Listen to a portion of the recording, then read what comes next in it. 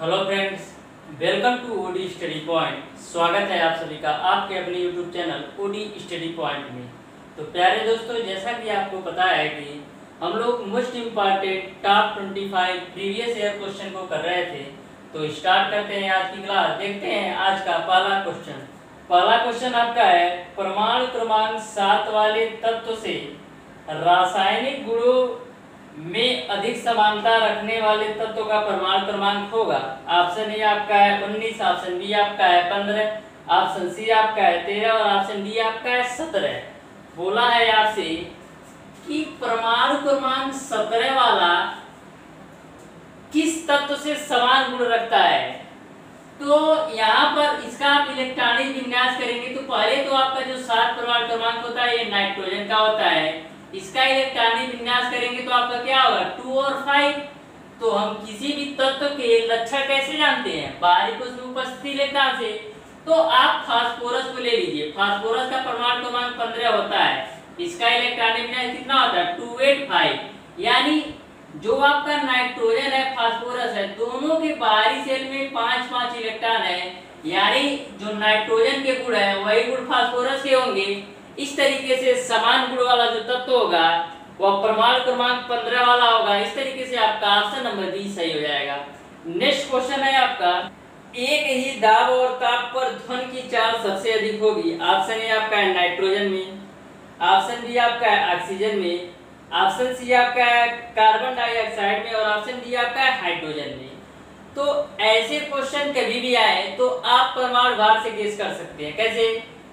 जिस भी तत्व का परमाणु भार कम होगा वह तत्व उस तत्व का ध्वनि में चाल अधिक होगा। तो इन चारों तत्वों को आप देखेंगे तो सबसे कम परमाणु भार हाइड्रोजन का होगा। तो हाइड्रोजन का परमाणु भार कम होने की वजह से घनत्व भी कम होगा। तो इस तरीके से जो ध्वनि की चाल सबसे अधिक होगी हाइड्रोजन में। इस तरीके से आपका ऑप्शन नंबर डी सही हो जाएगा।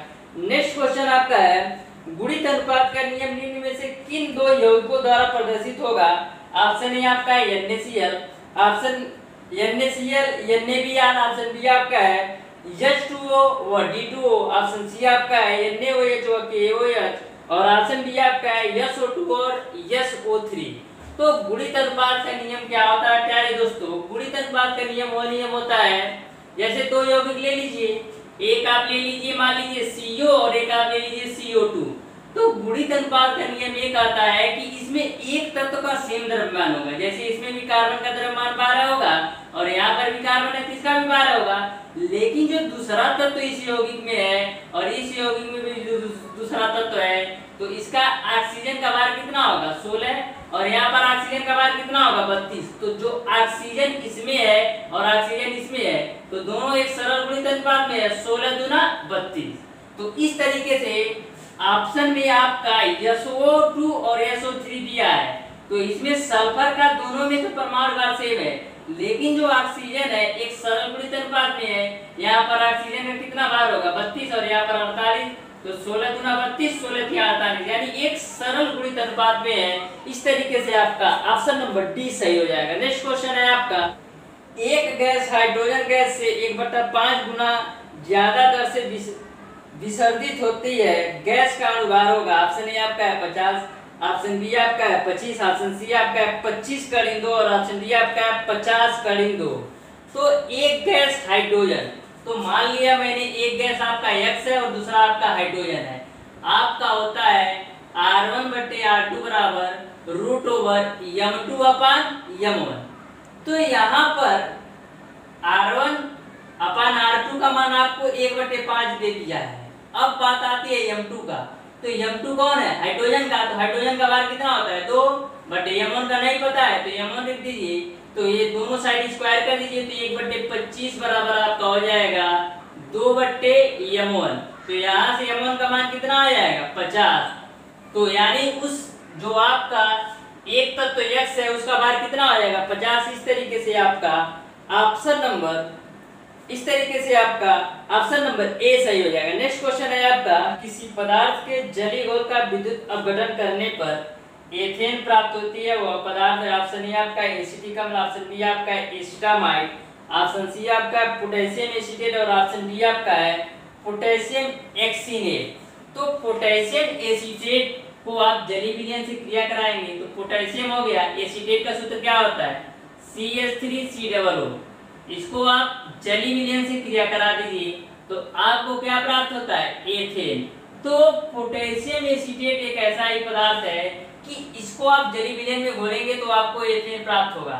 तो इसको आप बैलेंस कर लीजिएगा, C2H6 आएगा, प्लस का आपका आएगा 2CO2 प्लस का 2KOL। तो इसको आप बैलेंस कर लीजिएगा। इस तरीके से आपका ऑप्शन नंबर सी सही हो जाएगा। नेक्स्ट क्वेश्चन है आपका, कृत्रिम रेशम निम्न में से किससे तैयार किया जाता है? ऑप्शन ए आपका है गैलेक्टोज, ऑप्शन बी आपका है लैक्टोज, ऑप्शन सी आपका है माल्टोज और ऑप्शन डी आपका है सेलुलोज।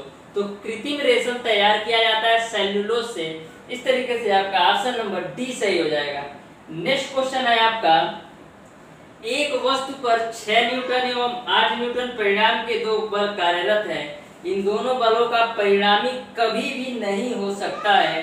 ऑप्शन ए आपका 1 न्यूटन, ऑप्शन बी आपका है 2 न्यूटन, ऑप्शन सी आपका है 10 न्यूटन और ऑप्शन डी आपका है 14 न्यूटन। दो बल कार्य कर रहे हैं, एक आपका है 6 न्यूटन का और एक आपका है 8 न्यूटन का। यदि मैं इन दोनों को जोड़ दूं तो कितना आएगा 14 न्यूटन, इन दोनों को घटा दूं तो कितना आएगा 2 न्यूटन और इन दोनों का रूट निकाल लूं तो कितना आएगा 6 का स्क्वायर 36 प्लस 8 का स्क्वायर 64, यानी फाइनली आपका रूट ओवर 100 आएगा। रूट ओवर 100 का यानी 10, यानी आपका 3 वैल्यू तो आ सकता है 14, 2 और 10। तो देखिए 14, 2 और 10 के अलावा आपका क्या है, एक आपका 1 न्यूटन है। तो 1 न्यूटन कभी भी नहीं हो सकता। इस तरीके से आपका ऑप्शन नंबर ए सही हो जाएगा। नेक्स्ट क्वेश्चन है आपका, जल में कठोरता निम्न आयनों की उपस्थिति से होती है। ऑप्शन ए आपका है सोडियम पे प्लस, पोटेशियम पे प्लस, ऑप्शन बी आपका है कैल्शियम पे +2, मैग्नीशियम पे +2, ऑप्शन सी आपका है एल्युमिनियम पे +3, कैल्शियम पोटेशियम पे प्लस और ऑप्शन डी आपका है ऑक्सीजन पे -2 और सल्फर पर -2। तो जो जल की कठोरता होती है वो कैल्शियम और मैग्नीशियम की वजह से होती है। इस तरीके से आपका ऑप्शन नंबर बी सही हो जाएगा। नेक्स्ट क्वेश्चन है आपका, 1 नैनोमीटर के तुल्य है। ऑप्शन ए आपका है 10⁻9 मिमी, ऑप्शन बी आपका है 10⁻6 सेमी, ऑप्शन सी आपका है 10⁻7 सेमी और ऑप्शन डी आपका है 10⁻9 सेमी। तो 1 नैनोमीटर बराबर क्या होता है? 1 नैनोमीटर बराबर होता है 10⁻9 मीटर। लेकिन आपका मीटर में कोई ऑप्शन नहीं दिया है तो इसको सेंटीमीटर में चेंज करते हैं। तो क्या करेंगे, इसी में हम 100 से मल्टीप्लाई कर देंगे तो कितना आएगा आपका 10⁻7 सेमी। इस तरीके से आपका ऑप्शन नंबर सी सही हो जाएगा। नेक्स्ट क्वेश्चन है आपका, पानी पर तैरती किसी वस्तु का आभासी भार है। ऑप्शन ए आपका वस्तु के वास्तविक भार के तुल्य, ऑप्शन बी आपका है 0, ऑप्शन सी आपका है वस्तु के भार तथा द्रव के भार के अंतर के तुल्य और ऑप्शन डी आपका है वस्तु का भार एवं उस पर कार्यरत ऊपरी प्ररोध। तो पानी पर तैरती किसी वस्तु का आभासी भार जो होता है वस्तु के भार तथा द्रव के भार के अंतर के तुल्य होता है।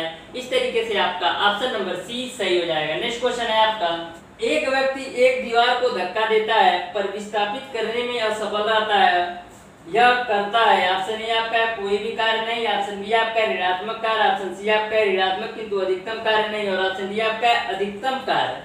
तो मैंने आपको प्यारे दोस्तों वर्क टाइम और पावर भी बताया था कि कोई भी व्यक्ति कार्य कब होता है, कार्य बराबर होता है F × S, यानी यदि बल के साथ विस्थापन हो तभी आपका कार्य होता है।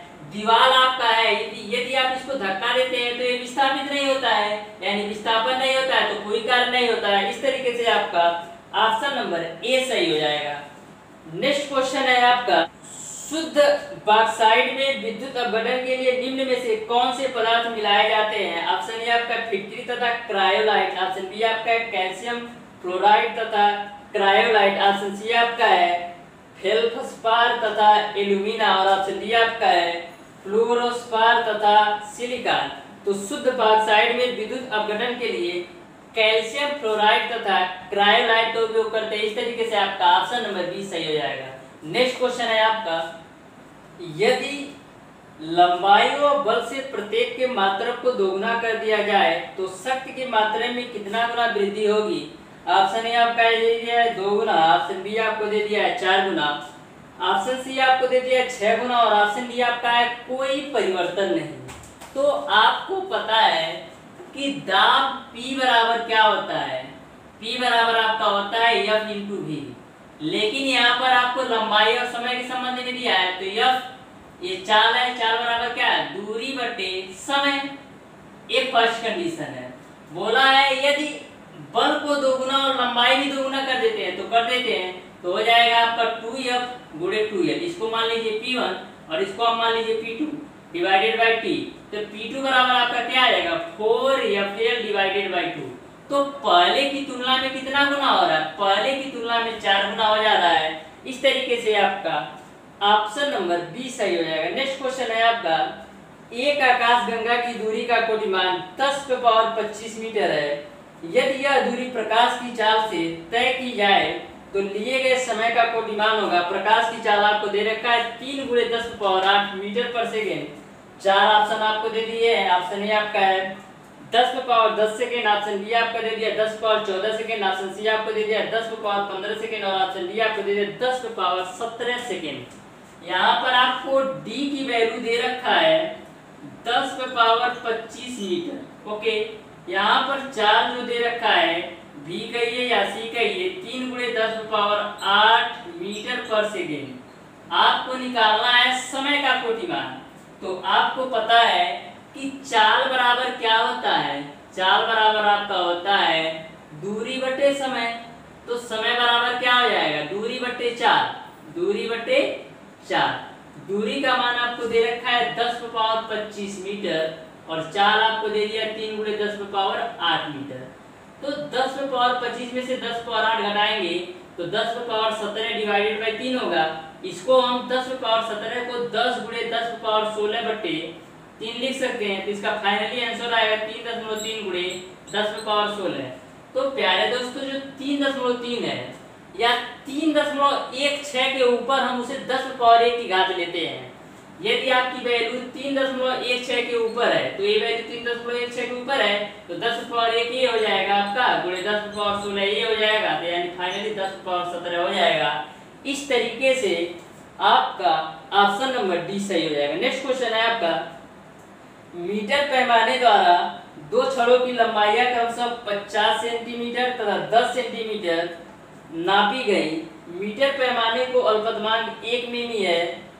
दोनों नापों में किसकी अधिक परिशुद्ध माना जाएगा। ऑप्शन ए आपका है पहली माप, ऑप्शन बी आपका है दूसरी माप, ऑप्शन सी आपका है दोनों माप समान रूप से परिशुद्ध है और ऑप्शन डी आपका है प्रश्न अधूरा है। तो यहाँ पर आपको त्रुटि दे रखा है, जो त्रुटि दे रखा है वो आपको देख रखा है 1 मिमी। अगर मैं यहाँ पर पहली, यदि मैं यहाँ पर पहले पैमाने में अधिकतम त्रुटि देखूं, पहले पैमाने में अधिकतम त्रुटि देखूं तो हमारा क्या मिलेगा, इसको आप सेंटीमीटर में चेंज कर लीजिए। क्यों? क्योंकि जो आपका पहले और दूसरे पैमाने में अधिकतम संभावित त्रुटि दे रखा है वो सेंटीमीटर में, तो इसको सेंटीमीटर में चेंज करेंगे तो 10 से डिवाइड करना पड़ेगा, यानी आपको मिलेगा 0.1। अब चेक करते हैं पहले पैमाने में अधिकतम त्रुटि, तो हो जाएगा 0.1 बटे 50 गुणे 100, तो ये आपका हो जाएगा 10 बटे 50, 0 से 0 कैंसिल, 1 बटे 5 बराबर 0.2 आएगा ये सेंटीमीटर में। अब देखते हैं सेकेंड परिमाण में कितना अधिकतम त्रुटि आता है, तो सेकेंड के लिए देख लेते हैं। तो 0.1 बटे हो जाएगा 10 गुणे 100, यानी कितना आ जाएगा, ये आपका हो जाएगा 10 बटे 10 यानी 1 सेंटीमीटर। तो इस तरीके से पहले पैमाने में जो त्रुटि है 0.2 सेंटीमीटर और दूसरे में 1 सेंटीमीटर। तो सबसे ज्यादा परिशुद्ध कौन है, सबसे ज्यादा परिशुद्ध आपका ये है। तो इस तरीके से आपका ऑप्शन नंबर ए सही हो जाएगा। नेक्स्ट क्वेश्चन है आपका, समान परिमाण के दो सदिशों का परिणामी इनमें से एक के बराबर है तो सदिशों के मध्य कोण होगा। ऑप्शन ए आपका है 30 डिग्री, ऑप्शन बी आपका है 60 डिग्री, ऑप्शन सी आपका है 90 डिग्री और ऑप्शन डी आपका है 120 डिग्री। बोला है समान परिमाण के दो बल हैं, एक मैंने मान लिया P है और Q है। बोला है जो परिमाण है वह भी एक बल के बराबर है, यानी R की वैल्यू एक बल के बराबर P है। इन दोनों को आपको समान लेना है, यानी P की वैल्यू भी मैं P1 ले लेता हूँ, Q की वैल्यू भी P1 ले लेता हूँ। और बोला है परिमाण भी एक बल के बराबर है तो R की वैल्यू आपको P1 लेना है। तो आपको पता है कि R स्क्वायर बराबर होता है P स्क्वायर धन Q स्क्वायर धन 2PQ का थीटा। तो यहाँ पर आर स्क्वायर यानी P1 का स्क्वायर बराबर हो जाएगा आपका P की जगह क्या लेंगे P1, तो P1 का स्क्वायर प्लस Q की जगह क्या लेंगे P1, तो P1 का स्क्वायर। अगर आप इसको सॉल्व करेंगे तो 2P1 का स्क्वायर इनटू का cos theta, AP1 square cancel, AP1 square इधर आएगा तो हो जाएगा आपका माइनस का P1 स्क्वायर बराबर 2P1 का स्क्वायर इनटू का cos theta, AP1 square cancel, तो cos थीटा की वैल्यू आपको आ जाएगी माइनस का 1/2। तो यहाँ से आप थीटा का मान निकालेंगे तो आपको मिलेगा 120 डिग्री।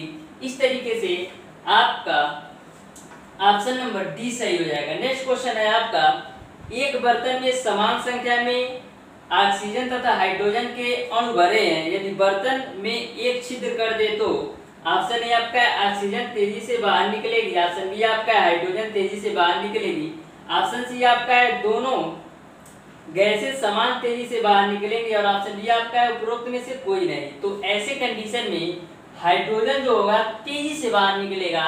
इस तरीके से आपका ऑप्शन नंबर बी सही हो जाएगा। नेक्स्ट क्वेश्चन है आपका, कृत्रिम उपग्रह में एक अंतरिक्ष यात्री स्याही में पेन को डुबोकर पेन में स्याही भरने का प्रयास करता है। स्याही पेन में ऑप्शन ए आपका है भरी जाएगी, ऑप्शन बी आपका है नहीं भरी जाएगी, ऑप्शन सी आपका है स्याही की गुणवत्ता पर निर्भर करेगा और ऑप्शन डी आपका है कुछ कहा नहीं जा सकता। तो ऐसे कंडीशन में यदि हम किसी कृत्रिम उपग्रह में अंतरिक्ष यात्री यदि किसी पेन में स्याही डालता है तो उस कंडीशन में स्याही नहीं भरी जा सकती। इस तरीके से आपका ऑप्शन नंबर बी सही हो जाएगा। नेक्स्ट क्वेश्चन है आपका, निम्नलिखित में से किस ताप पर गैस के अणुओं की गतिज ऊर्जा शून्य होगी। ऑप्शन ए आपका है माइनस का 40 डिग्री सेल्सियस, ऑप्शन बी आपका है 0 केल्विन, ऑप्शन सी आपका है 0 फ़ारेनहाइट और ऑप्शन डी आपका है 0 डिग्री सेल्सियस। तो 0 केल्विन पर अणुओं की गतिज ऊर्जा शून्य होती है। इस तरीके से आपका ऑप्शन नंबर बी सही हो जाएगा। नेक्स्ट क्वेश्चन है आपका, एक घर्षणहीन ऊष्मा इंजन की दक्षता 100% हो सकती है यदि उसके सिंक की ताप हो। ऑप्शन ए आपका है 0 केल्विन, ऑप्शन बी आपका है 0 डिग्री सेल्सियस, ऑप्शन सी आपका है स्रोत के ताप के बराबर और ऑप्शन डी आपका है स्रोत के ताप का आधा। तो आपका होता है E directly proportional to T।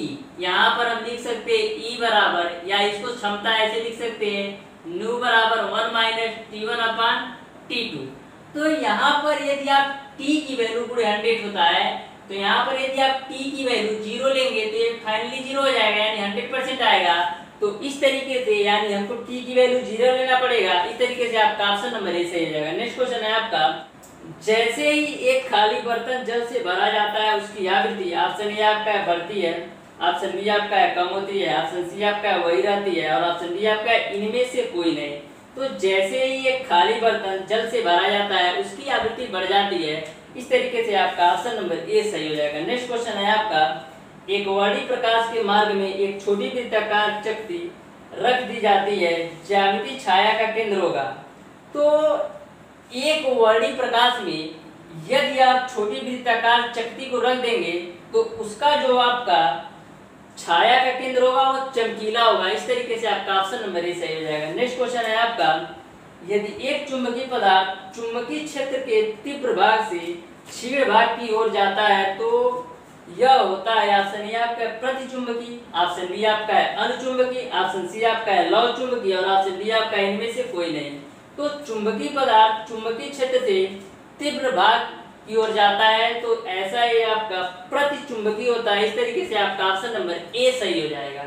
Next question है आपका, पूर्ण सूर्य ग्रहण के समय सौर विकिरण में होती है। ऑप्शन ए आपका अधिक संख्या में काली फ्राउनहोफर रेखाएं, ऑप्शन बी आपका है कम संख्या में काली फ्राउनहोफर रेखाएं, ऑप्शन सी आपका है कोई नहीं और ऑप्शन डी आपका है सभी फ्राउनहोफर रेखाएं चमकीली रंगीन रेखाओं में बदल जाती हैं। तो सभी फ्राउनहोफर रेखाएं चमकीली रंगीन रेखाओं में बदल जाती हैं। इस तरीके से आपका ऑप्शन नंबर डी सही हो जाएगा। नेक्स्ट क्वेश्चन है आपका, यदि दो बल्बों 25 वाट और 220 वोल्ट, 100 वाट और 220 वोल्ट को श्रेणी क्रम में जोड़ा जाए तो कुल शक्ति होगी। ऑप्शन ए आपका है 25 वाट, ऑप्शन बी आपका है 100 वाट, ऑप्शन सी आपका है 125 वाट और ऑप्शन डी आपका है 20 वाट। तो प्यारे दोस्तों, इस क्वेश्चन का आंसर आप लोग कमेंट बॉक्स में कमेंट करके बताइएगा।